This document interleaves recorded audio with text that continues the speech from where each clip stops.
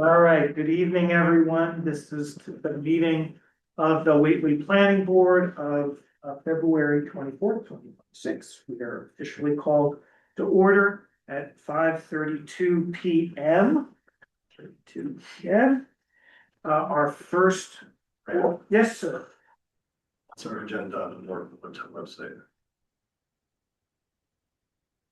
That can't be I just downloaded the agenda from so I'm going to, we're gonna confirm, but I had it was posted and I had it confirmed.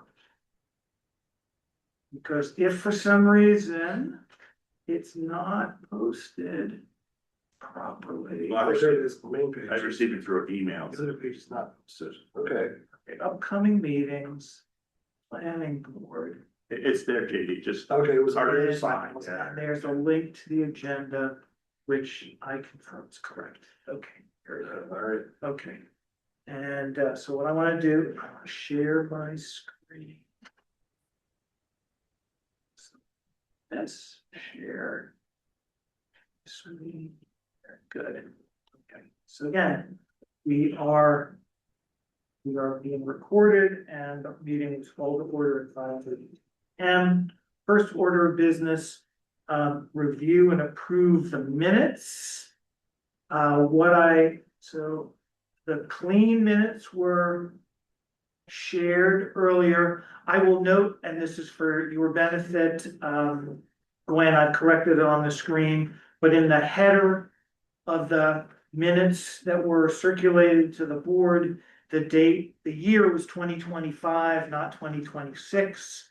So I've corrected it in my Whoops, sorry. in the displayed copy of the clean minutes of the January 27th. So this work, I had no other corrections. Any other comments? Any other requests? No, I was around. Otherwise, I would welcome. It's I make a on the motion bottom to too. minutes from our January 27th meeting. Seconded. Okay, motion made by JD and second by Mike. Now I have to use your last time. Mark, we have two mics. Mike. Yeah. I don't want to do like Mike 1 and Mike 2. Mike M. Let's see, we can do a voice vote because we're all here. All in favor of approving the minutes? Say aye. And obviously, no opposed to the meeting minutes have been approved unanimously. And now we have Laura, that's okay. I'm past the Sorry. minutes. No problem. I was looking at harder than. I take it you don't have any changes to the minutes. No, whatever you guys did sounds great to me. Okay, awesome. All right, so Gwen will correct that year in the heading and see that the minutes are posted for open meeting law. Very good. So we're going to spend some time tonight on rules and regulations for the planning board with the idea that we could have something final. However, I want to note something.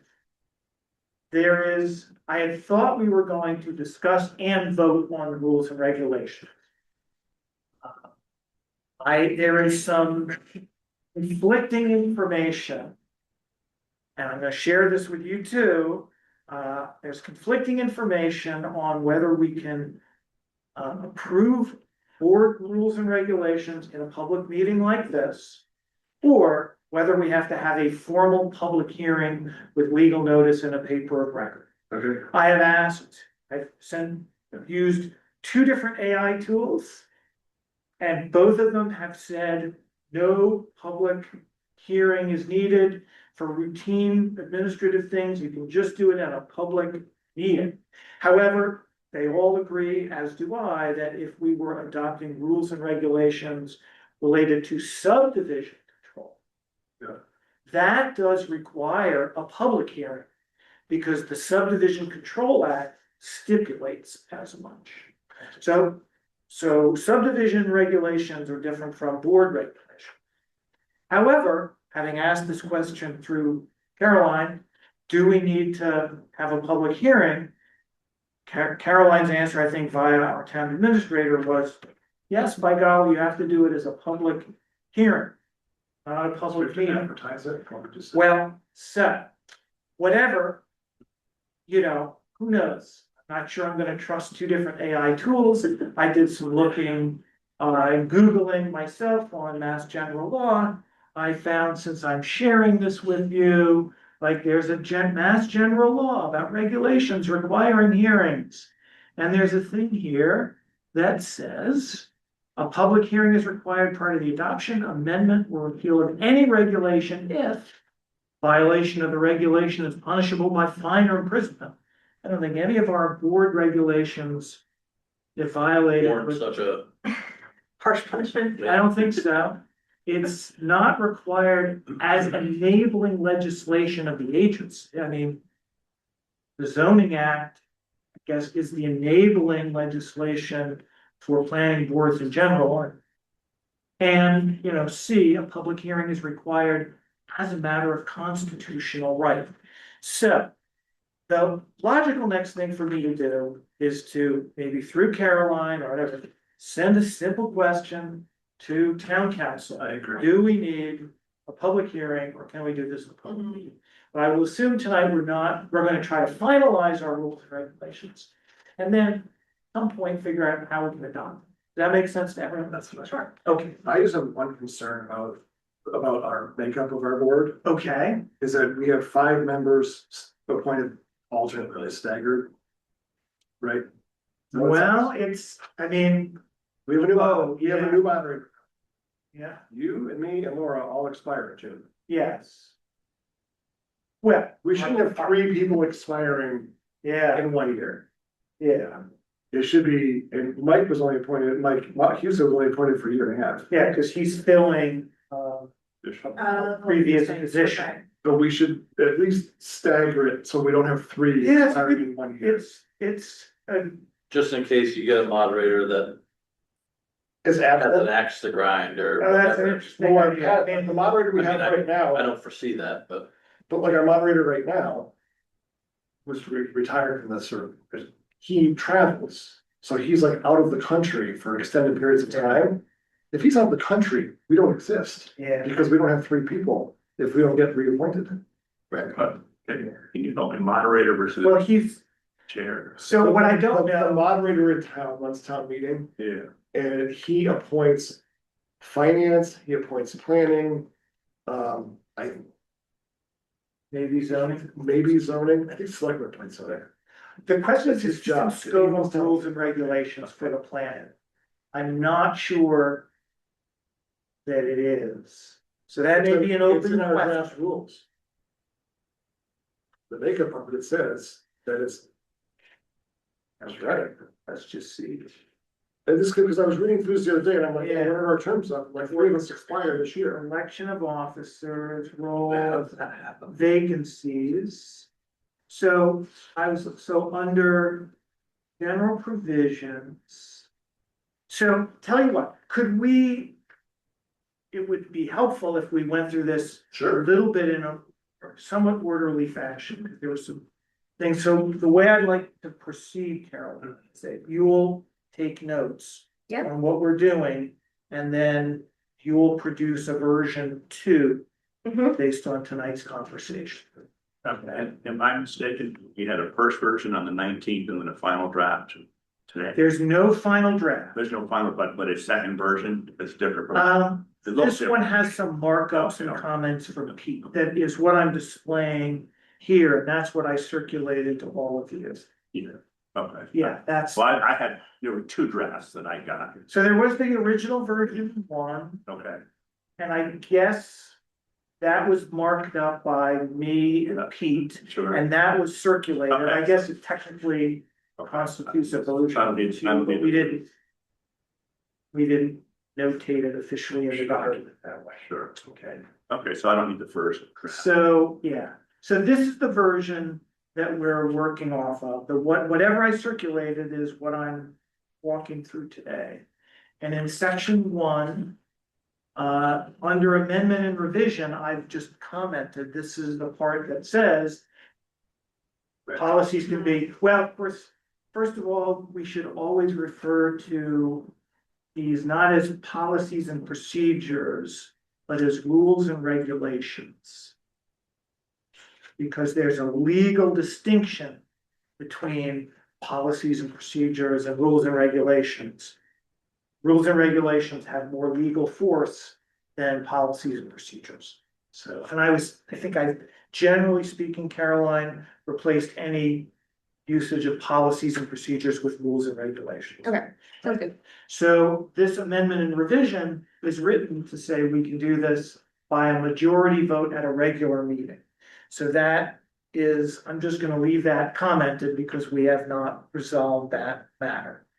Okay, so that'll be pending town council. Board composition. So yes, it says 5 members, each serving 3-year staggered terms. So I think there is a question of when and how, like, you're right, 3 of us our terms expire. You know, I love this, I'm gonna be up, but 3 of us technically could be out the door. And I don't know how we get back to a You staggered. could appoint me to a 2-year term or appoint you to a 4-year term, it doesn't matter. Yeah. Someone should get a 2 or a Right. 4 for this next round. Yeah, Do a 2, a 3, and a 4, if you're all gonna be back. That, oh, I noticed how you used the word you. You, yes, well, actually, you're terming, you're right, you've got a couple. I'm years. still You're set new, for a while. yeah. Yeah, you're new. But I'm it should still be, learning. tell the moderator to do like, do a 2-year term or a 4-year term for one of us, Okay, and that would stagger okay, all right. So we'll make it. As the chairman, you to have the ear to the moderator, like, like, That's a good I idea. think it's a good recommendation. Okay. and I don't care who it is, who gets the 2-year or the 4-year, I don't care. So. It doesn't matter to me. Okay, I don't know that requires any changes to language No, in it's just the rules and regs, it's just something we should try to do to ensure we do have staggered. It'll be easier for him to do 3-year term for you. Yeah. Yeah. Okay, so we've agreed that at the first regular meeting in January, we'll do board elections. Okay, so that's cool. And there's some just basic stuff, what the chair does, what the vice chair does. Presiding officer, how we handle vacancies. So that, everything in section 2 seemed pretty straightforward and not really needing any changes. I think we're now on this sort of, last Tuesday of each month, starting at 5:30 schedule. That seems to be working.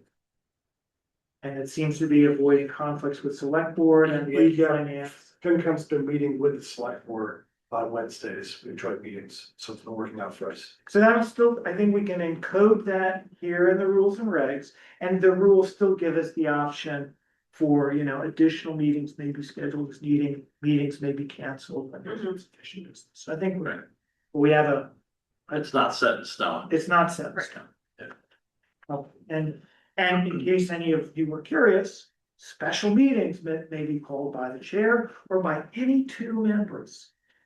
There's something you feel we need to meet about, all right, so that's built in here. Your meeting notice The requirements, chairman determines the agenda, is that the case? chairman determines the agenda. Say that somewhere. Let's see, under chairperson. Prepare meeting agendas, role of the chairperson shall preside, prepare meeting agendas. Post meeting notices with the town clerk, and obviously I can delegate that as I do in cases to Gwen. Alright. Special meeting. Meeting notice requirements, Do we have to pay for Zoom meetings? that's, we don't have to pay, that's, Zoom is supported through town. The town. The town pays. It's like a membership or per? Yeah, it's like a subscription. We have 2 town accounts that we pay for, and it covers all the committees and boards. So who, does you do it or is Jessica do it? There's a town admin account and then there's a town assistant account, so it's a Pete and Jessica. It's their accounts, but we all have access, passwords to everything. what I'm getting at is Brant is on vacation, who do I have to go to get an agenda posted on it? Is it to Oh, presume oh. like? You email it to agenda at, Here's Whately.org. an email address, agenda@whately.org. and it goes to the town. And maybe what And they I'll send it do, up. how about this? Cause I guess I had to tell Jessica. Yeah, Jessica's no longer doing that. Right. So what I'll do, I will now, as a matter of routine, start CCing you, Mr. Vice Chair.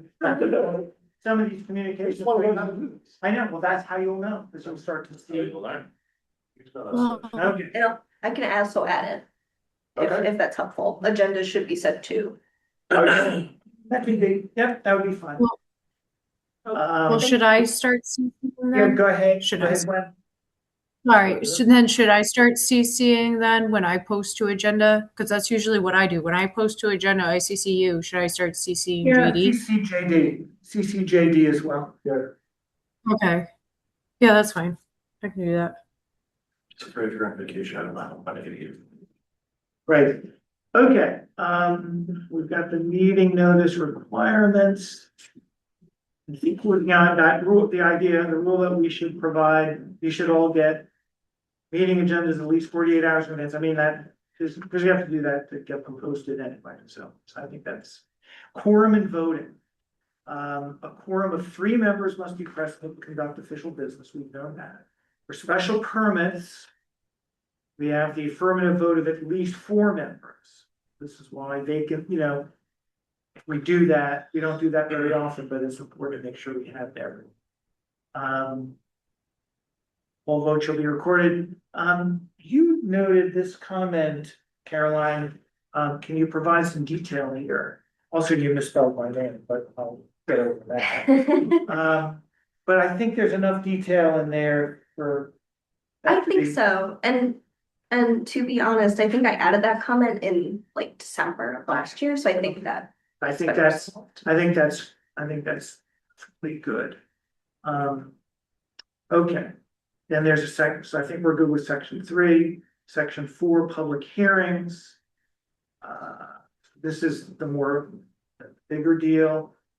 Legal notices have to be published in the Greenfield Reporter. They have to be mailed to abutters, or by law posted. The applicant is responsible for all costs associated with legal advertising, butter notification. That we've been able to do. That didn't require having rules of engagement. Right. So that's all good. Conduct of public hearings. And we're gonna be doing one of these soon. So again, we open the public hearing. Announce the subject, regulations, hearing procedures. Applicant gets to make a presentation. If there is the applicant. Community Development Administrator provides staff comments and recommendations. And here there was this comment about, well, Pete says, yeah, it's a good idea, and you can even say, you'll provide them in writing. So you don't necessarily have to physically be here. And when possible, verbally present them. So you can make those, I think, making those changes to part 3 of the public hearing is a good idea. We get to ask questions, provide comments, I open the floor, chair opens the floor. Applicant has an opportunity to respond, then we can close the public hearing and open board discussion. And then we can vote to close the, so this is a little confusing. So I think part 7, we should clarify this, Carol, and my understanding was that we close the open portion of the public hearing. The public hearing remains open. Oh, okay, Now, so, board, so I think part 7 is, I close the public hearing. I'm not sure what the right verbiage is. It's like we close the public Open to portion the of the public. hearing. Yeah, But then the public hearing remains open, as I understood it, unless we've been doing it wrong. But then we get to have discussions, deliberations, vote. And so now there's, basically we're not open to hearing any more public comments. We hear public comments, have comments and questions and discussion until that part's closed, then the board gets to deliberate and then we can vote. Or we can continue the public hearing. Hmm. You know, we don't necessarily, we You can, open it, well, it's not the public hearing, that's the thing. I didn't think the public hearing was closed until we vote to close the public Right. hearing. Maybe we say here closes the public commentary Yeah, or something close- like that. Closes the public comment And- period. Yes, and then opens board deliberation. So I just ask that you look into, review the procedures for public hearings, in particular around closing them and continuing them. Like, the practice I've always followed on the board is that we closed. Well, you know, maybe it was, we actually did close the public hearing. Once you close the public hearing, you don't have to vote or deliberate during the public hearing. Well, once the public hearing is closed, there's no more input from the public. Then you can discuss and deliberate, and we don't even have to vote the same night that we close the public hearing. Public hearing is closed, does that mean the public is not kicked out at that point? They're not kicked out It's not allowed. because it's still an open meeting. like right But now. there's no more, you might We say, ask questions of the public, as we're deliberating. I think we can do that. But there's no obligation on the part of the chairperson to recognize members of the public who want to make comments. And by the public, when you recognize someone, it doesn't matter their standing, whether a stakeholder, a friend, whatever, it doesn't matter. Correct. Anyone can speak. Correct. And also, for what it's worth, we are not, people who speak at public meetings are not required to identify themselves. We always ask them to. We always ask, but there's a legal requirement, Interesting. not a, Suspect it's not a big problem. not really a good problem. Okay, so let's just make sure and especially since we're gonna, later tonight, we're gonna talk about the next public hearing, we're gonna open and start. I wanna make sure this is written right. So that's about public hearings, public participation, when recognized by the chair, members of the public may speak during public hearings and during designated public comment periods. Establish time limits, that, and never seen it become too disorderly, but we have a clause there. One thing that's always hard to me, and I just, because I feel very fortunate a voice for everything, is that piece of property had in Hatfield. Yeah, We reside in Whately, residents of Whately. We can't go to Hatfield, no, town meeting and vote, even though we're taxpayers. I know, well, and commercial business owners who are not residents in Whately can't vote. This is what happened with the marijuana. What we're trying to Oh, To- limited marijuana for manufacturing. limited marijuana manufacturing. They had no vote. I mean, of course, only 9 people, including me, voted for the amendment, but they lost anyway. We're still this way to, residents and taxpayers and board of taxes. Yeah. So outside of our, rules and regulations. Okay. So and this is gonna bear this in mind, because it's gonna come up tonight later. Public hearings may be continued to a specific date and time by majority vote of the board. Once a hearing has been opened, it may be continued as needed to allow for additional information, review, deliberation. And then we have applications. I'm just gonna keep moving, but feel free to stop me if I'm. So for application procedures, the way it's supposed to work is that application materials are submitted to the town clerk during town clerk office hours. That's for anything. Site plan reviews, A&Rs, special permits that are handled by the planning board. Anything like that. So they're submitted to the town clerk and the town clerk receives them and stamps them. And then forwards them to Community Development Administrator for initial review. Now, Pete has commented here. He would he would add that it's recommended that an applicant review the application materials with the CDA before applying. So I think I think that's a wise idea, and I would put that after all applications shall be submitted. After that paragraph and before application material get submitted to the town clerk. Are we at a roadblock if there is no CEA? We've had that happen. Yes, if there is no CDA, then what ends up happening is the chair of the planning board serves in that capacity, you know? And maybe We should be here forever. we should, well, yeah, no, Whately's a great place to go.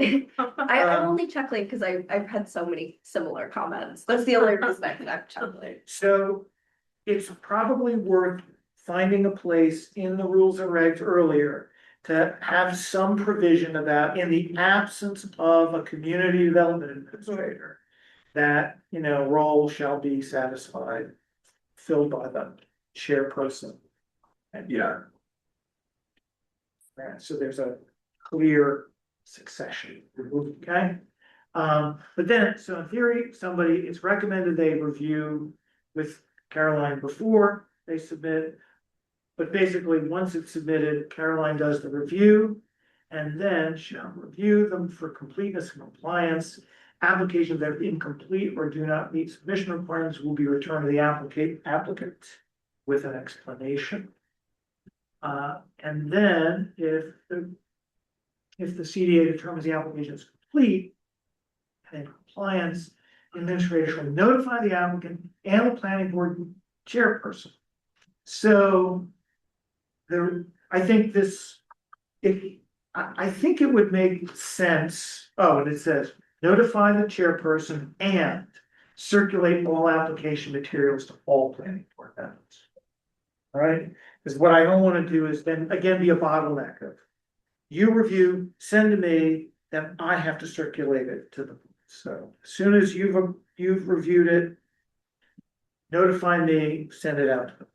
So everyone gets a chance to look at it. So that's the general application requirements. So for A&Rs. So one of the things that I commented on, this Caroline in here for A&Rs, we always currently request a Mylar and 4 paper copies of the plan. And when we endorse everything, the way the 4 paper copies used to go, and what I understood was we gave one to the town clerk, well, the planning board kept 1 copy, town clerk got a copy, assessor got a copy, and the 4th went back to the applicant, along with the Mylar. Because the Mylar, they have to take to the registry of deeds, and then they no longer have that. So I think you, Caroline, thought, oh, you would take that 4th copy, but you're not gonna really be keeping records or Yeah. things like that. So I think that just gets modified, so the 4th one goes to the applicant. So then why would they need to? Because they give us 4 paper copies plus a Mylar. Uh-huh. We endorse all 5 of those. Mhm. They take the Mylar and take it to the registry of deeds. Yep, And then the registry of deeds takes it. gotcha. So they get their signed copy. Now they have a signed and endorsed paper copy. Does that make sense? Yes, Okay, for their records. for their, Yep. So no one can appeal our site plan review decisions. Right. we're not doing site plan review, this ain't on, I'm just talking. right? You know, yes, site plan review decisions are appealable to the ZBA. Or In my experience of getting special permits and stuff from somebody planning in other communities, I have to pick up, once the appeal period expires, I have to pick up the thing, bring it to the registry of deeds, get the receipt from registry of deeds, and then bring it back to the town for them to file it before I actually approve it. So why don't you just look at our zoning bylaw for appeals towards the end, we can maybe look So at it later. we don't, what I'm getting at is we don't offer proof that person actually filed at the registry of deeds once we've signed off that. No, no, nor should we. Oh my Right, cause God. we don't, the planning board doesn't need the proof. Yeah, and in fact, we don't necessarily want it, because we've done this thing where we endorse these things. Right. And then they're like, you know what, I have second thoughts, I got it endorsed, but I don't really wanna file it, I don't wanna do it that way. Okay. So, alright. Okay. Review timeline, this one for ANRs is statutory, we have to take action on ANRs within 21 days of complete submission. So this is where, you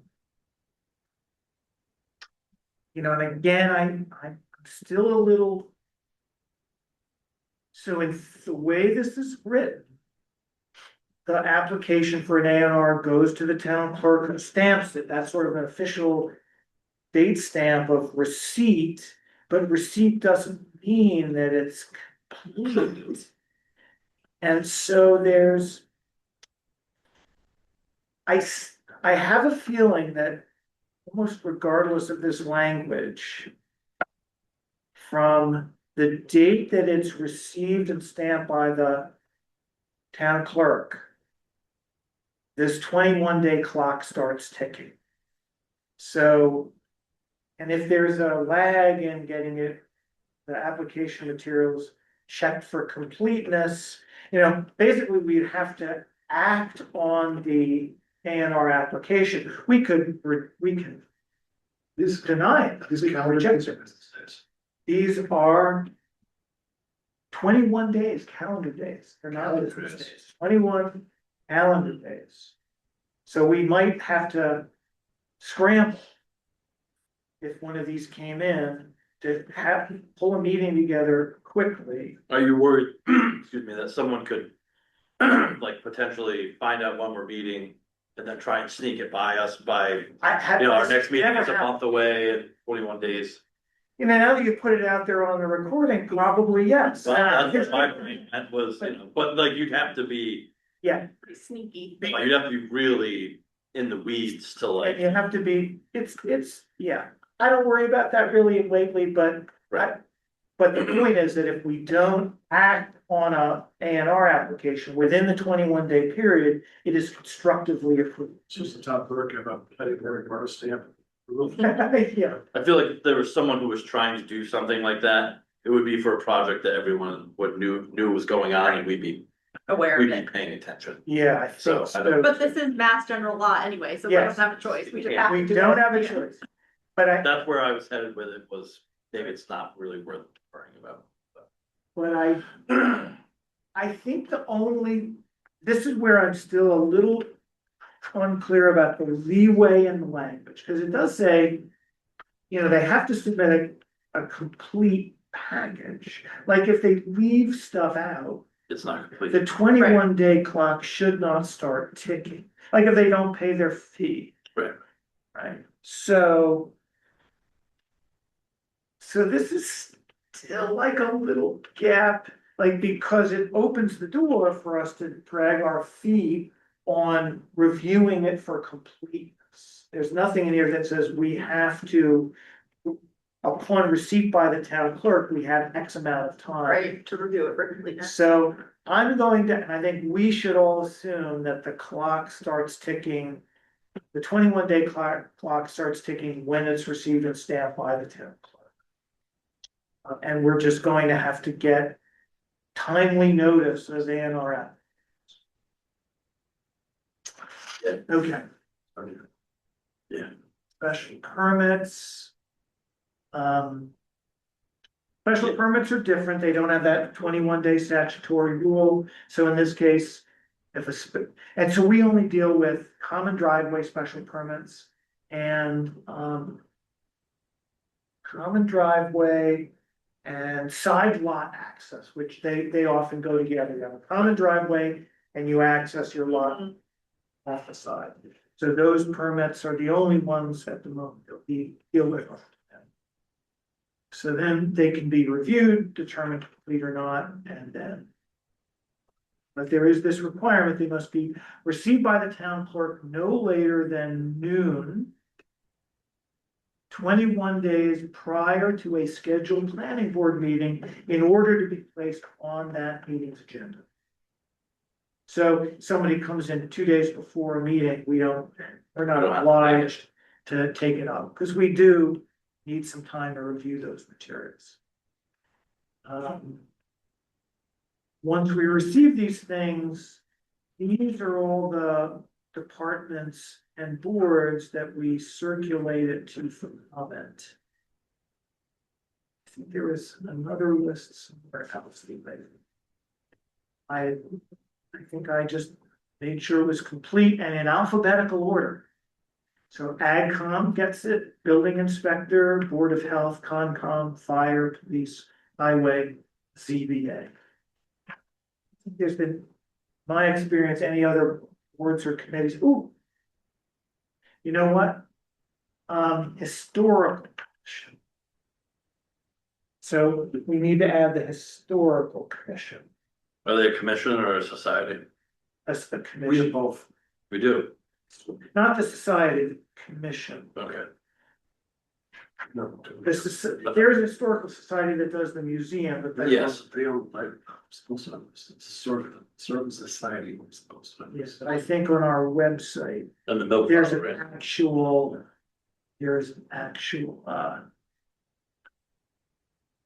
I thought it was the commission was like. in that website that you love so much, boards and committees, there's a historical commission. Yeah. Not a committee, not a board, it's a historical commission. So they're the ones that should be routinely included in the review process. Okay? Now some significant there. I was talking about repeating this review process language, but I think Pete's right, we shouldn't. Once we have it, the fact that you do the review up at the top, we shouldn't keep repeating that. And here's another list for site plan review. And site plan review, that review list. And the general special permit review list should be the same. Yep. There's no reason for any difference. This thing about fees, oh. And so fees or the form, subdivision applications.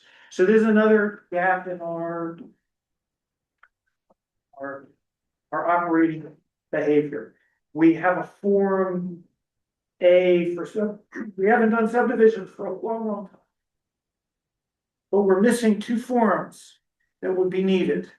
And so maybe that might end up another little, like find a neighbor, it can't be that hard to take a neighboring form. As I was The- collecting other rules and regs, I Yeah. also was collecting their forms. I just figured one thing at a time. Good job. So once we deal with this, we Right. can move on to the next Exactly. section. So for the moment, we have this very generic language, but note to selves, we need to at least have forms B and C for subdivision. If we ever do another one of those, get that done. As soon as we can. All right, application fees, all of this, and then I did section 7 on outside consultants, I did circulate to you, town council agreement back firm. Without this, we cannot hire outside consultants and charge and have outside people pay for them. So this looks good. I don't think there are any real changes needed here. But it does basically say we have some minimum qualifications. We have to give notice to applicants of who we're picking. They have the opportunity to comment on whoever we're soliciting or choosing once we've basically they have opportunities to comment on or appeal any selections we make, which sort of makes sense. If we're gonna hire somebody and you're gonna pay, you ought to have the opportunity to make sure we're not hiring someone who's your enemy or is gonna work against you or. So that should be fair. Payment of fees are made payable to the town, and this is where the treasurer collector, I like to call her the treasurer collector. But it's we don't have a treasurer, we have a treasurer collector, so that should be made corrected documents. There'll be a special account when we have to do this. Applicant appeals, oh, and when it comes to appeals, an applicant may appeal the selection of, and it really should be not to the, Pete had some commentary about this, but he felt like appealing to the select board. And it's not the board of selectmen, Yes, the select board is the best pathway here as a impartial to land use board. So any appeals in the document that go, we should write it so it goes to the select board. select board, okay. Okay, and then there is record keeping. It's all pretty straightforward, I think. I think that's it. Where are they? A big filing cabinet in my office that I am in I've been assigned the project of also digitizing all of it to a SharePoint, so it can all be. Lucky you. I know, so I need to like find a day where I'm not really busy, like pick an audiobook and just scan everything. Yeah, yes, so, and there are going to be, so ultimately, the town clerk has like all the most important records.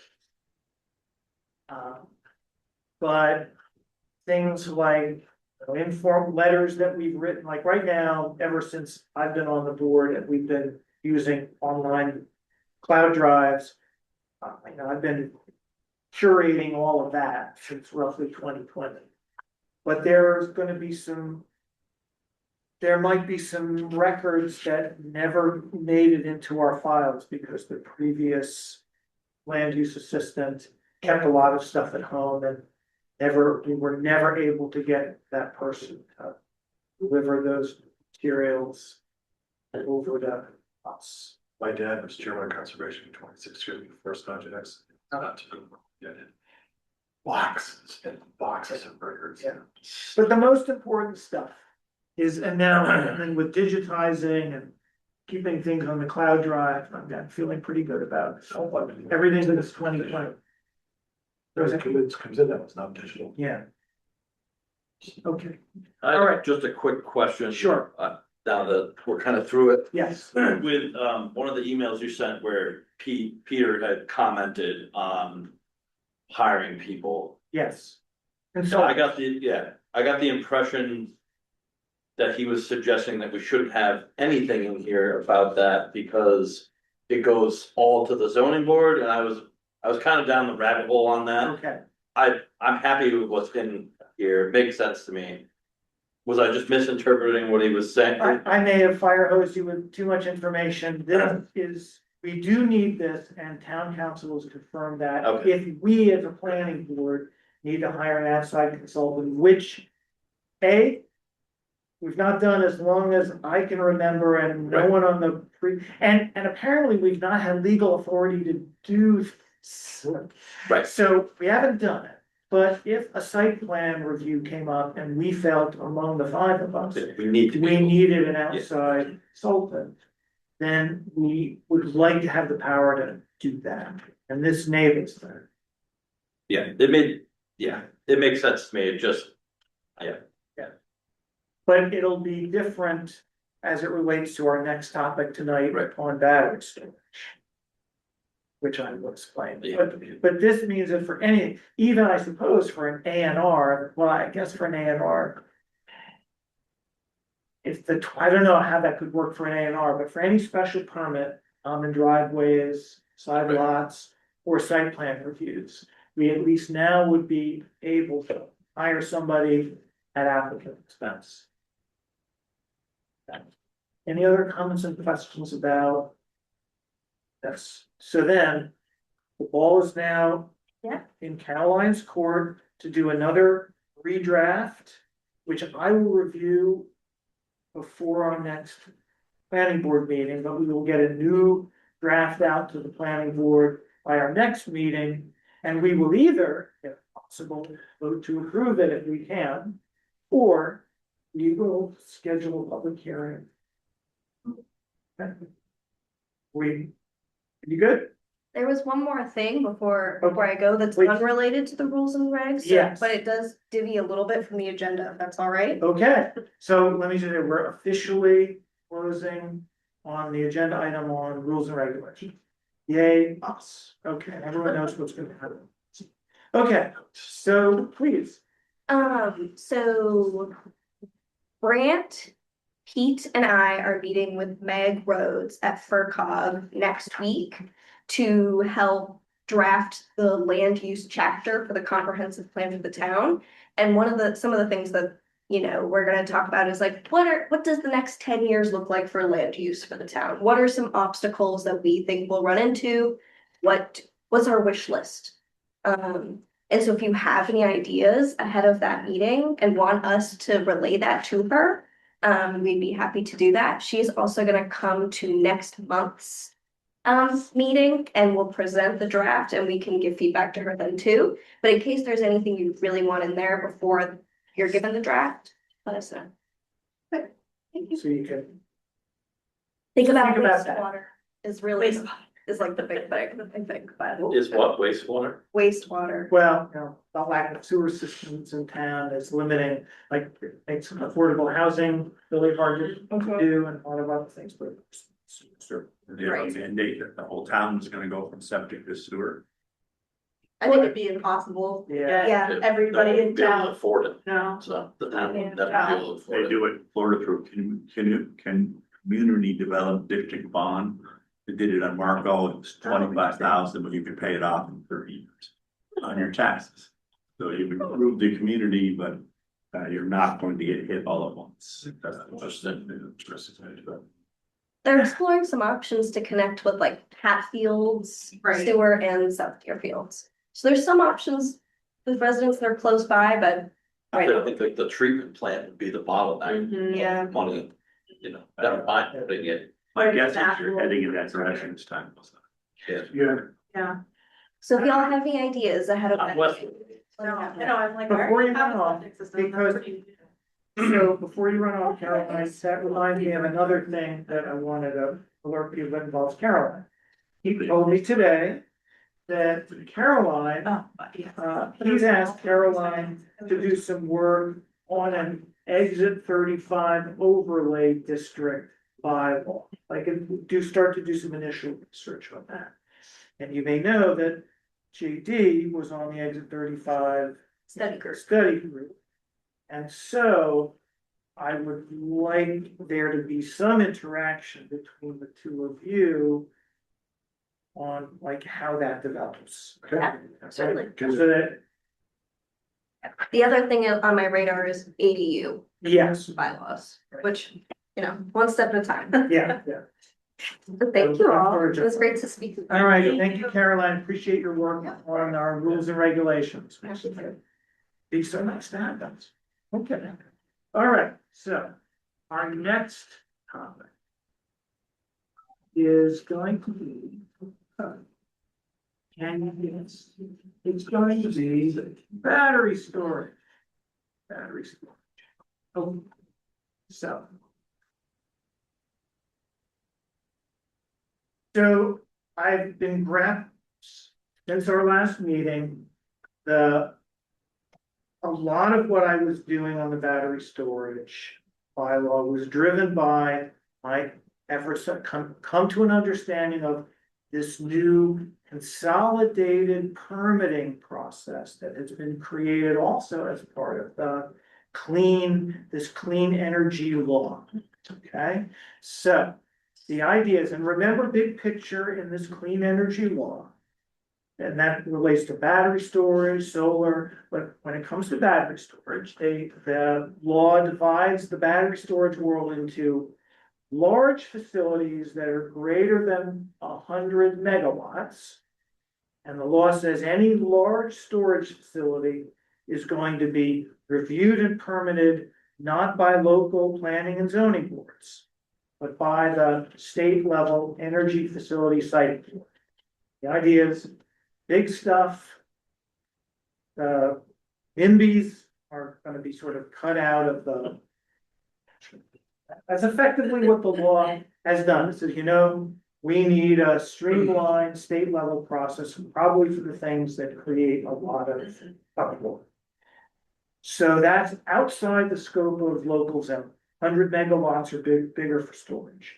Below, these are called small clean energy infrastructure facilities by the law. And we've divvied that 0 to 100 megawatts up into 3 different tiers, but the law says there are 2 different ways that applicants to create these facilities can proceed for permits. They can do it let's just call it the old fashioned way. They can go to the variant, the town, and they go to this board and that board and hither and thither. They do whatever they need to do. However, they may elect to get a consolidated local permit from the municipality. They may elect, so they get to choose. So you're an applicant, you want to build a 50 megawatt battery storage facility in Whately. So you're like, well, I can either just go over here to the ZBA and over there, this planning board. You could choose to do that. Why you do that, I'm not entirely sure. But if you say, I don't want to do it that way, I want to follow the state's specified consolidated permitting process. What that says is the state, they have not yet done this. So they said they're going to create a standard application. One standard application form. Not like one form for ZBA and another form for planning board or whatever.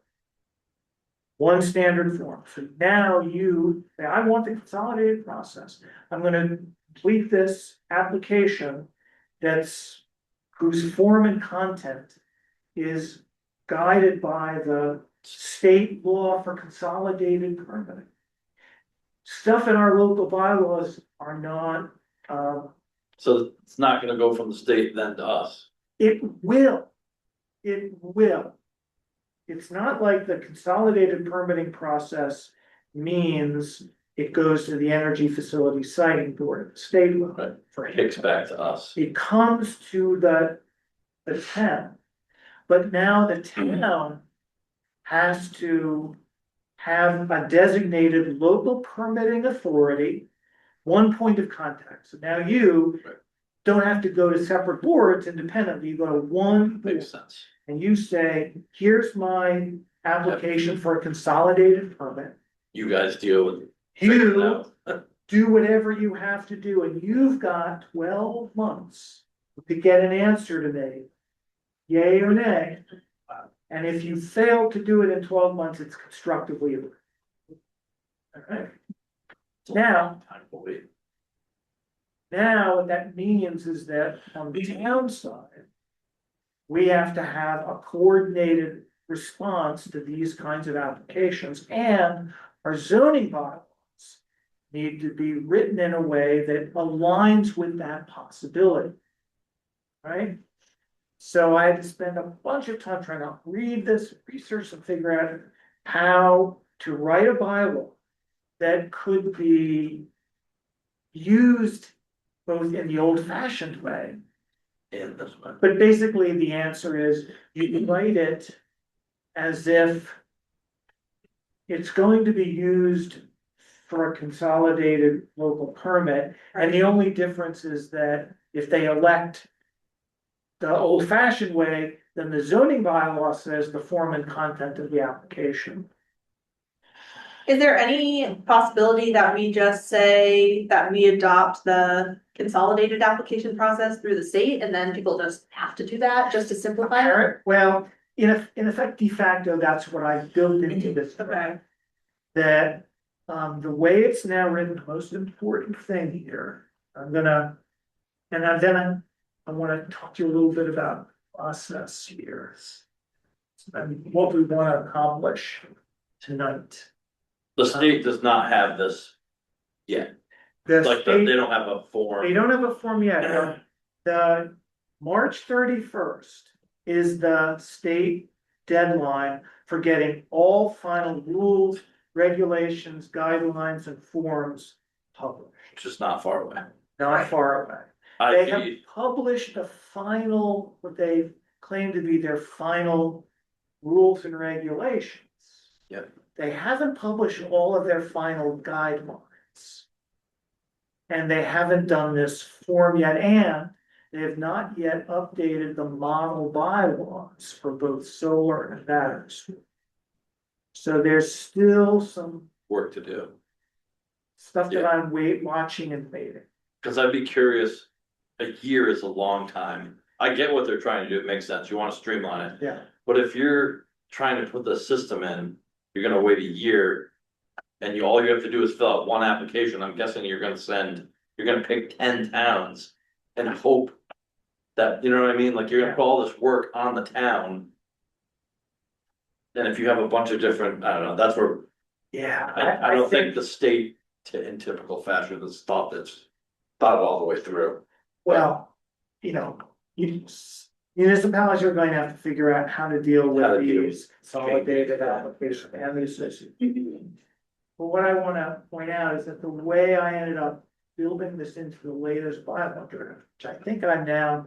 I don't know that there's much more for me to do on it till I get it through town council. But there is now language. I'm sharing it on the screen. There's a section in the bylaw, election of consolidated local.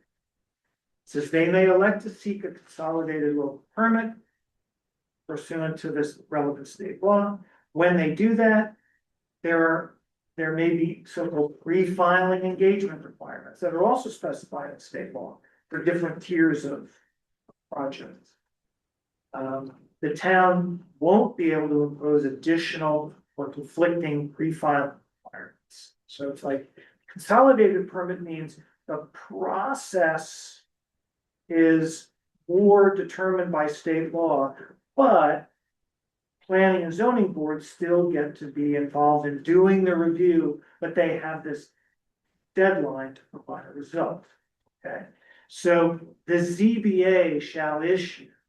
This is where I've been in touch with Deborah and the ZBA. They claim to understand and be ready to deal with this, but they shall issue the consolidated local permit. And the site plan review is now written in this bylaw to be advisory. So in the old fashioned way we do business for site plan reviews, maybe the building inspector says, and this is still gonna be true for everything that's not battery storage, right? Somebody that building inspectors, you need site plan review, come to the planning board, we do it, and we have our procedures and we get to do what we do. It'll be different for battery storage and ultimately for solar as well. Okay, so now applications for battery storage facilities as well as solar facilities will go to the ZBA. They are going to be the local permitting authority, and they already acknowledge that that's what they are. They're not surprised by that idea.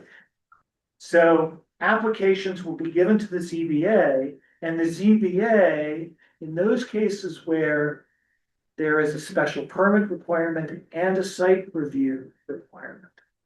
Just every time there's in this bylaw, every place there where there's a special permit requirement, there's also a site plan review requirement.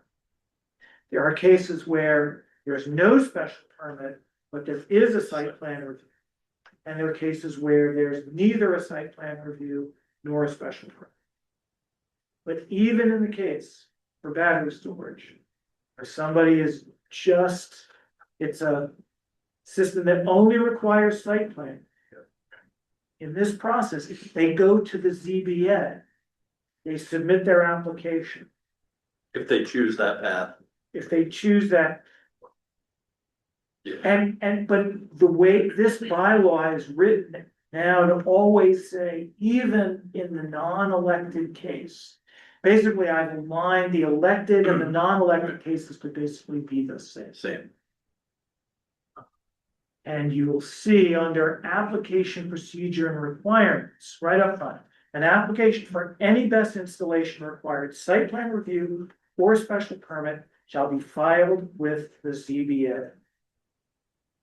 And then they'll determine completeness of the application. And they'll transmit the application to us for advisory review. So the way we will do site plan review in the context of battery storage is as advisors to the ZBA. Because we cannot have under law any independent ability to approve or not. There has to be one and only one local permitting authority with the authority to approve or disapprove. That's what Pete was saying. Yeah. We're talking about what's gonna do with the CPA this year. Yeah, so site plan review, they will basically say, planning board now, please conduct your advisory review. And then give us your findings, and then we, the ZBA, will Move forward. move forward. All right, Interesting. I mean, it's, So we don't have. It's kind of the same thing, it's just it's written different. it's a lot a little just- bit different, yeah. right? And now it's the ZBA that might hire a consultant. Who's regulating all of this? It's not us. So this is, what do you mean by who's regulating? So it's all determined by state law. Site plan renewals, permitting, safety requirements, who's regulating all that? So now if you're asking about like all the things that are in the application. Okay. And I will confess that the details of what's in an application here came from the model bylaw. What I do not know is when the state releases their consolidated permit application form and then the associated requirements, will they be the same or different? That I don't know. So there's still some gaps in my understanding. And there's certain things that you simply can't do until they roll their stuff out. Correct. Like until I get till I find out, is there a new model bylaw for battery storage that differs in ways that suggest I need to make complementary revisions to this part. So anyway, but I wanted you just to be aware that I've spent a crazy amount of time just trying to understand consolidated local permitting and restructuring the bylaw so that basically we will align with that process. And that even in the cases where somebody would, for some reason, not elect it, they're now going to submit an application still to the ZBA, meeting the requirements in this bylaw. And then the ZBA would ask us to do a site review and we would provide results back. That was the most significant amount of work that I did. And then the other piece of the work that I did was to really look at how to harmonize this battery storage bylaw with a legacy solar. I have not been open yet. I've had no capacity. Even look at the model bylaw for solar or even contemplate what might happen in a near-term future where a new solar facility is proposed and our bylaw on the books is inconsistent with state law. Just like. Yeah, one thing at a time. One thing that, right, so I set as a task that I'm gonna simply look at how to surgically modify the legacy solar bylaw. So that it could live with this new battery storage bylaw. And then after this next annual town meeting, I would look at solar and see what to do about that. So I'm gonna show you. We're not gonna go over, so let me just sort of show you a little bit about what I did for battery storage, for solar here. But then I want to talk a little bit about the process and how we're gonna get all of this done. So number one, this is a document I shared this Yeah, document, we've had it. right, You and shared. I had it posted. Um, So complementary revisions to the solar bylaw. Yep. Number one, I'm adding a provision in the applicability section of the solar bylaw that says in red, if any battery energy storage system associated with a solar electric generating facility shall be regulated exclusively under whatever is the section for battery energy storage. Where provisions of this section conflict um, with that, whatever that battery storage section is, the requirements of the battery storage section shall go. All right, so this basically just says batteries, the battery storage bylaw deals with battery storage even in the context of solar. Then my next change is to remove a section in the solar bylaw that relates to setbacks for battery storage. So that It's gonna be its own. all, whatever setbacks be determined are appropriate for battery storage in general are what's going to govern. There won't be special setbacks for battery storage in the context of solar. Change number 3, there was some material under hazardous materials in the solar bylaw that related to battery storage system. All of that's going to be struck out. And then that's it. Well, Judy's comments, we got email from her today. Yeah, we did, we'll address those. She told us. So, all right. Cause all right, so let's just talk a little bit about comments that Judy sent, Judy Markland. I have not had a chance to read through the entire, Yes, and that's okay. okay. So, cause I wanna, this is I have a why, hard time with day of emails. no, I I get it. just, And I didn't wanna set any expectation like that we were gonna go through this tonight, and we don't have to for reasons I'm gonna tell you in a moment. But let's just look at Judy's email, where did? I think I still have that. she sent it at like 1 o'clock today, I think. Yeah, that's I just 12:18, it's my phone says, but yeah. I check it in the morning, snap share, that's his. Yeah, I didn't have mine up. I didn't have my email. But she's taken a look at the battery storage bylaw. She said, all right, so she had two general comments.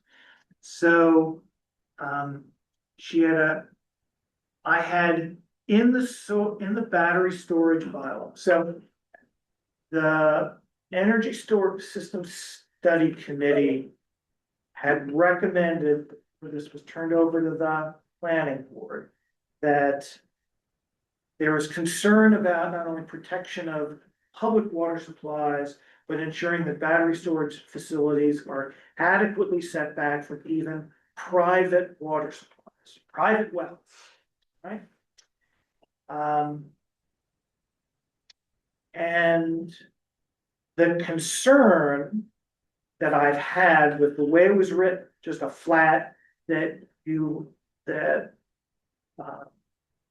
applicants, there was a provision in the list of requirements for an application that all private water supplies within like 1,000 feet of the facility were identified in the application. The open question was whether that data is publicly available, easily accessible. My concern until I run this by town council is that if we put provisions, we put requirements on applicants that they cannot easily satisfy, in a way that's not unreasonable.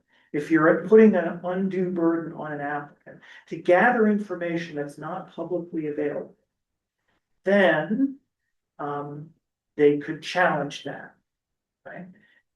You, Laura, had indicated that their GIS systems are all private. Yep. Wells are mapped out, which would seem to imply it's publicly accessible and easily available and wouldn't be burdensome on an applicant. But I simply added the clause in the provision in my draft that says, well, you have to include this information if it's publicly available. Right. Judy seemed to object to that additional language. She would seem to say, my understanding is that she just feels like You you have should to know. require it regardless, and her email does say that information about private wells in Whately is not publicly available. And these tend to be the older, shallower wells, most vulnerable to pollution. So I haven't fully digested her email either, but I currently, and I'm not rejecting it, I want to look at it more carefully, but my belief is that I want to ask town council specifically, what would happen if I put a burden on applicants to find these private well locations within 1,000 feet? I think she's talking about like a non-drilled, she's talking about like a shallow well Right, like an versus. hand dug well. that Yeah, we from, have a yeah, permit from and the all olden that. days, Right. basically. Anyone who has a drilled well that's cased into bedrock has, they got their permit through Hilltown, like the Right. drilling company has to go through Yeah, And that's Hilltown what Health you can, District and let them know I'm putting a well, they have to give a water test, right, so I'm assuming she's talking about like a farm well. like an is what they are. unpermitted Yeah. well, Right, which I yeah. don't think. But do you think Trying to that have if- anymore. if you had a site, if you wanted to do development on some property of yours, Yeah. and you were told to map out the private wells within 1,000 feet of that, would that be burdensome to you? You think you could easily do that? I don't know, but I would assume that you can contact Hilltown You just Health Google it. District. Oh, It's just okay. Massachusetts has Oh, it okay. online and you can just find it, Yeah. it'll give you the coordinates Right. for the well, and I tested it on my own property and it was accurate, so, cause I It's used it not for gonna work. give you, it's not gonna give you like, if you were at my farm, it's not gonna give you our old well that's on Smith College's property that was dug by hand with a piece of pipe in the ground and No. hose. But I also think. But if that's somebody- that's a Right. shallow well. But if somebody's coming with one of these projects, okay, consider how many properties are gonna be within 1,000 feet of this property anyway, probably, what, 3, maybe you have to go to 3 neighbors and ask them about the well. Right. And that's, So I think Is that she's necessary? asking for this, if publicly available, would be struck out. She's also raising a point about the interim wellhead protection area, which I need to look into and understand better. Because she seemed to be suggesting that if you don't actually do this, you could inadvertently put a prohibited system within 750 feet of one. I mean, realistically, also, if something like this is coming up, the abutters are gonna receive notices, correct? So the onus is a little bit on an abutter to say, hey, I'm an abutter, what's going on the property Yeah. next door? And maybe that's an opportunity for them to speak up and say, we have a well here that services our animals or whatever. Smith. Or senior course there for years for private wells, but nowhere. Yeah, Even for irrigation, well for irrigation. Not for your pump. Oh, God, yeah, they should, don't change. Anyway, that was her comment, so I'm gonna sort of move off of that. Cause I wanna think about what she's requesting, and I wanna see what town council thinks about the requirement. And then her second comment had to do with ensuring adequate water supply under section 10 of the safety and environmental standards, and I thought I'm quite sure that I had a I lost clause. water. I had a clause. Yeah, to put out, I don't know why they're using it, they take them. yeah. But to keep these going. Clearing vegetation, hazardous materials.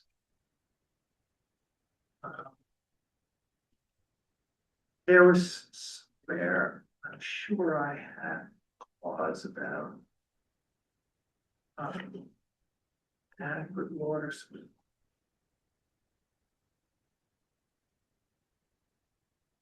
I thought we discussed a whole bunch of it, but You know, I have to look again, but I'm pretty sure if I search this document, I'm going to find Something. language about proof of adequate water supply to deal with, I think it was under emergency response plan. Is it? Oh, see, there's this, under emergency response plan. The applicant shall supply documentation of adequate water supply to meet the requirements of the emergency response plan and a detailed plan for handling runoff from an emergency response to prevent groundwater. Emergency response fire. Yeah, Yeah, yeah. because there's a lot of very toxic materials that are being used, lithium batteries. Yeah, And sometimes you can get a runaway fire. yeah. You can't control So I think this handles it, but I'll review what she has to say. Okay. So here's really what we'll talk a little bit about. Stop sharing. I think in terms of next steps on this, on the best bylaw and the changes to the solar bylaw, I need to submit this to town council for review, and I have some very specific questions for town council to answer. I don't at this point see that there's much more work that I can do, depending on if there's anything new that comes out for the state. But here's what I thought would be a wise course of action for us on this bylaw.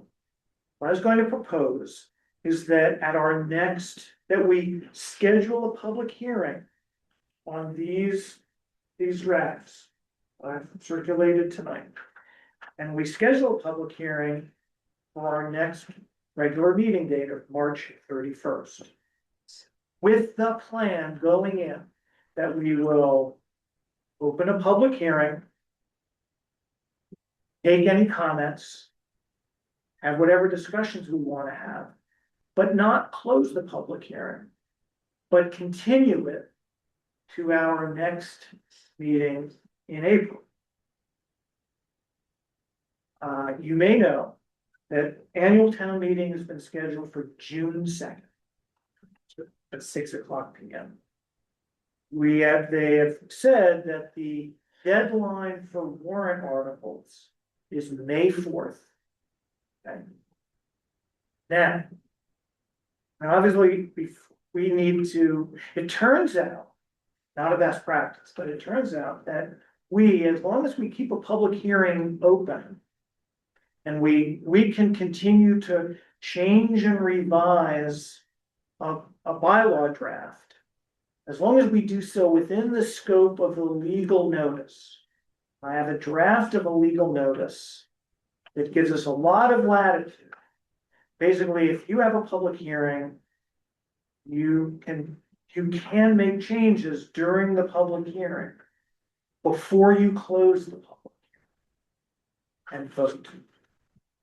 What matters is what you vote on after a public hearing is closed. So as long as we keep the public hearing open, we can continue to get inputs, we can make changes. And in theory, we could make changes in April. And we could continue the public hearing if necessary into May. Such that what we give to the town by May 4th ends up not being what we vote on, potentially. Pete he says, you can do this. It's not a best practice because of additional cost. Now at the town meeting, we have to distribute hard copies of the final language. You'd really like whatever goes into the warrant on May 4th to be the language that we're gonna vote on at town meeting. But I wanna have some opportunities to open a public hearing in March, continue it in April. Potentially, we decide at the end of April, we're done. Close the public hearing, have a vote, and that language goes in by May 4th. And they're done. But if something has come up, because state laws. Well, I was just gonna say, what if they? Yeah, throw a huge. Well, wrench. and the state law is slated to be out and that process is slated to be out March 31st March also. 31st. I would propose that we do a public hearing, which would not follow our regular meeting schedule, but maybe we skip a March meeting. We do an early April public hearing, which Good. gives some time for us to review the state law, maybe like an April, I don't know, April 8th or something, whatever, Absolutely. first, second week of April. We're gonna have I'm just, about the public hearings. Yes. If we do have to have one for our policies and procedures, are we gonna know that before our next meeting? I will be honest with you that if we have to do a public hearing on our rules and regs, there's a part of me that says, Wait till after this. wait till after this, Okay. I would agree. you know? I think that's small potatoes compared to Yeah. what we have to get done with the. Yeah, we've lived That's these by law. many years, But they're breathing down our neck about this, because our consultants for yeah. best systems. Yeah, but the thing is, all we have to do is have a public hearing, vote to adopt our rules and regs, and That's it. it's good. And then- That's gonna be well in advance if Right. anything like this happens. And no. So if someone meeting is submits a gonna best care for them. application, we can have a quick meeting before their meeting and adopt these things and make them. Hey, Yeah, I think so. so that's practice. It's, You, you know, perfect is the enemy of the good. I'm already thinking about the cost associated with a fairly detailed legal ad, like to do what I wanna do, to give us latitude, to make revisions. I need, like, what you're not allowed to do is say, you know. The rule is, nobody can be surprised, if they read a public notice, they think, oh, this doesn't apply to me, I don't have to attend. And then you do something in the public meeting that really does apply to them, then you've got a problem. But if you basically say, I'm gonna, you know, I could potentially rewrite this whole bylaw. So it's gonna be a somewhat, That's what I'm wondering, yeah. potentially a somewhat expensive legal ad, because it'll be $200,000. And then to have a long legal ad related to battery storage, and then add on, well, and we're also gonna have a public hearing on Right. rules and regulations. And frankly, I don't think the rules and regulation public hearing is gonna have a lot of buy-in No. from the public, Or- so, Right. right, whereas the best, Right. I would expect Right. to have some turnout. And I did like the idea of putting, you know, taking a couple of bites, maybe even 3 at the apple to see it. People are gonna turn out. You Right, know, maybe they will, maybe they won't. Right. So that's and that also means, you know, no one had to have read this in detail tonight, but as we get all of us into these public hearings, now is our opportunity individually to bring any comments or concerns that we will then make changes as we go. Does that seem like a good process to all of you? Yep. Okay, so you're good with the idea that we'll schedule a public hearing on battery storage for the 31st of March. I would be more in favor of pushing it to April 7th, which is 1 week out from Okay. March 31st. Okay, My concern is if there's, you know, members of the public who are on the up and up with battery storage, and maybe they're doing their own review and they have read the new guidance or whatever comes out from the state on March 31st. And then are we gonna just be opening ourselves up for, like, is our information now somewhat irrelevant? Do you know what I mean? right, So we meet the first Thursday and The first Tuesday in April. April is the 7th. and then that would also give us time for another meeting before the 4th. Right. May, if we could do. We could do the 28th. 28th. yeah, we can certainly, then we Yeah. don't have to do more legal ads when we Right. continue. Right. So we just have to continue to a date certain, and I believe it has to be at least 2 weeks away. Okay, so unless we don't get another 8 hours between now and then. Right. You're right, I will be in Florida on the 28th, but I should be able to call in. okay. All right. All right, so we're thinking that we will not have a meeting on the 31st. Instead, we'll have a public hearing on April 7th. That's what, I like that idea, but I mean, whatever everybody else thinks is. it can work for me, it can work Okay. for everyone on the board at this point. Like Yes, Yes, it's good. April 7th, Good. okay, so usual 5:30, and this is a public hearing. a public hearing. Yeah. So we'll make sure our rules and regs are clear about how to do a public hearing. I'll wear my best, well, not. Yeah, do that. Do that, 5:30 PM on 4/7. So no meeting on March 31st. Public hearing on. Well, and of course, we can do the public hearing and we can do some other business after we. Right. You know, vote to continue, so we can do some other planning for business. Cause at least then we could maybe also look at any revised rules and regs and have that teed up to go whenever. And maybe I'll find out we can just do it as a public meeting. That'd be awesome. I have one last question. Yes, The state, going to dictate, the bylaws of a best system. And a town just can't say, we don't want it in our backyard, correct. but it can reasonably regulate that. Those people through the last three things I just mentioned, site plan reviews, permitting, safety requirements. Having written contracts in Florida between 9 and 200 pages. I don't know if there's any attorney on the planet who will let you use the word reasonable, because it doesn't mean anything to anybody. So I can see a sticking point between a town saying, these are our rules. Are they reasonable or not? I mean, what does that mean? Well, there is, of course, state court precedent, and Unreasonable? yeah, There is, okay. it does get used a lot in the zoning act. It does, okay. Yeah. Okay. So, Good enough. I was just curious. I saw that word and like, geez, we would use it. That is one of those hard, it's like an ambiguous, Yes. yeah, reasonable to one person Stuff is you didn't know reasonable about. to somebody else, yeah. right, yeah. So, Okay, so, so yeah, but I would want to clarify that the state is still allowing local governments, right, local home rule for certain small clean energy facilities, including solar and battery storage. But they are constraining, they're tying your hands, like you can't really sort of shadow ban them, you know?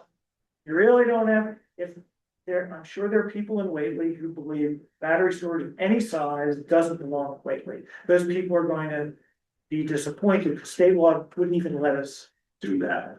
And if we were to create either overtly or covertly a regulatory framework that effectively made battery storage impossible to site anywhere in Whately.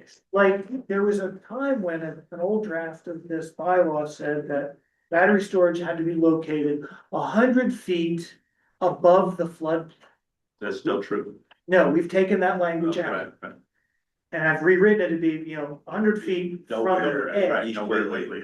Yeah. Nowhere in East lately anyway. Yeah, right. So if we had done that and it were interpreted in the plain language way, a vertical, then yes, you would have regulated battery storage essentially out Out of of. business, yeah. Yeah, that's right. So we can't do. Be from the Whately and West. Right, because the pros and cons are pretty significant. Yeah. And that's what we're all grappling with. That's right. Exactly. Okay, the other thing I did want to draw your attention, I know we're a little bit over our typical wrapping up time. I wanted, it's in the battery storage pile. She's still sharing my screen. Can you see this? I really, really want you guys definitely, since the last draft I circulated, I've simplified this proposed table of use regulations. There used to be a distinction between principal and accessory use, and I just couldn't see why we would handle those conditions differently. I just have this one simple table. And this is where the idea is, for the small systems, the under 250, it's by right, so the yes in all the columns. Yeah, that's on that. For tier 2, which is like somewhat bigger, but not super big. In the places where people live, AR1, AR2, and commercial, it would be by right, but with advisory site review. Which allows us to make sure there's that they are complying with all the regulations, that there's no noise, there's no nuisance, there's appropriate screening. We can still do that where people live, but in this commercial industrial and industrial, still as right. And then for the bigger but still below 100 megawatt systems, where people live, special permit, which also means site plan review as well. And then in commercial, industrial, and industrial as of right, but I've added site plan review. Think about that. I mean, this is like one of the last things I did before I circulated this. I can't assure you that I've cogitated deeply on this table. I ask that all of you think about that and see if you have any concerns that we should be putting and changing any of those entries. And I will also alert you to the fact that one other nit I'm trying to sort out is in the bylaw that specifies how we do site plan review in general. There's language, since I'm still sharing my screen. And I can break this up. In the regulation and how we specify site plan review, there is a clause right up here. Projects requiring site plan review. I'll highlight this for you. It's not on the, Oh, I'm sorry, I just share my screen. Share my screen, share this. So I've highlighted this clause, projects requiring site plan review. It says any residential, commercial, industrial, or institutional use that's allowed by right or special permit in any district, including subdivisions, shall require site plan review, except single-family dwellings on individual lots, no site plan review, and ta-da, normal agricultural uses. They're exempt, but every other we're exempt from it. use per this clause, every other residential, commercial, industrial, or institutional use requires site plan. Now, I'm trying to, but you'll notice how they put in, when they put in the solar bylaw, they added this little bit about site plan review of large-scale ground-mounted solar installations is subject to the requirements of that particular section. So I'm trying to create a tier of battery storage where it's by right. And battery storage is by definition commercial. Yeah. Right? So I'd like to have a case where it's allowed by right, no site review, or by right with site. I'd like to have those cases distinguished, but this clause here seems to insist that everything requires site review. So this is one of my questions for town council. Either I have to add another little clause here that says, well, you know, I have to reconcile that. And I know you all want to go home. I'll just say, I ended up studying this and confusing the heck out of myself. In the table of use requirements, you will see that, table of use. Where's the table of use? Zoning districts. Table of use, non-dimensional requirements. So this important table of use regulation, notice there's this magic asterisk. Site plan review required. And there are certain places in the table of use, like open space cluster developments, where these asterisks appear. And for the life of me, I've been struggling to explain why these asterisks are there, because open space, as one example, open space cluster development is not one of those things that's exempt from site plan review per the clause I just showed you. Yeah, so why bother even having? Why put the asterisk? Yeah, I don't know. But in many other cases, like, it's not consistent. I don't understand. Like, there are many cases where you see a SP. special permits required. But any place where there's a special permit requirement, there's always also a Yeah, site so plan. why have an asterisk with an SP? Right, so, I don't know. Yeah, just write it better. So these are the ways I've been spending. Thank you very much. Okay, so we have a plan, we have a process. I'd like to just wrap up with a couple more things. There's an annual report for upcoming town meeting due March 31st, which I'm gonna draft. It's due before we next meet. So I will draft it, I will circulate it to you for comment, that you will email your comments, if any, back to me without sharing it and breaking open meeting. And yeah, I don't think there's any, we know what our next meeting schedule is. Yep. We've had enough fun for one evening. Any other Motion business? to adjourn? Motion to adjourn has Seconded. been made and seconded. All in favor of adjourning? Yeah. All right, unanimous. The meeting is adjourned at 7:08. Tag. I will stop the recording. When you leave. Thank you, Gwen. All right. Good for you. You'll have fun. Yeah, there's so much to do with it. See you guys later. Yeah, we're adjourned. Thank you, Gwen.